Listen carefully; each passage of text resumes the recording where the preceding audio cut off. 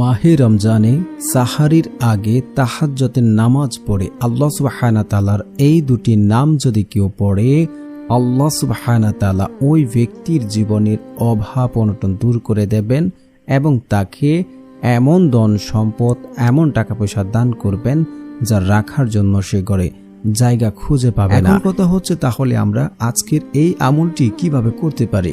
আমলটি করার জন্য যেহেতু মাহে রমজানে কিন্তু আল্লাহ সুবহানাহু তাআলা প্রত্যেক দিন প্রত্যেক ব্যক্তির একটি করে দোয়া কবুল করে থাকেন। অবশ্যই আপনারা দোয়া করার জন্য প্রথমে উজু করে নেবেন।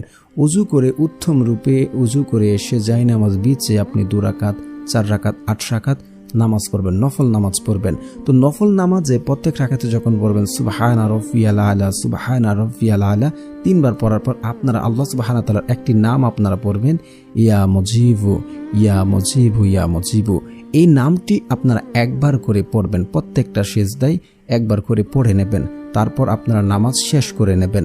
শেষ করে আপনারা নির্জন স্থানে বসবেন, বসে জায়নামাজে বসে থাকবেন। বসে মনে মনে চিন্তা করবেন, আমার দোয়া আল্লাহ তাআলা কবুল করবেন, আমি যা চাচ্ছি আল্লাহ আমাকে তা দেবেন, এবং নিজে নিজে কণ্ঠ বিশ্বাস করবেন আপনার দোয়া কবুল হবে। কারণ বান্দা আল্লাহর প্রতি যেমন ধারণা রাখে, আল্লাহ ঠিক তার সাথে তেমন আচরণ করে থাকেন। এবং আপনি বিশ্বাস করলেন, একিন রাখেন, কায়ম অনুবাক্যে 2 চোখের পানি ফেলে অন্তরটাকে নরম করে পূর্বে পাপের জন্য লজ্জিত হয়ে আল্লাহ তাআলার কাছে 2 হাত তুলুন, কান্নাকাটি করুন। আপনার 2 চোখের পানি জমিনে পড়ার আগেই আল্লাহ সুবহানাহু তাআলা আপনার চাওয়া কবুল করে নেবেন। যা চাবেন আল্লাহ সুবহানাহু তাআলা তা আপনাকে দান করবেন।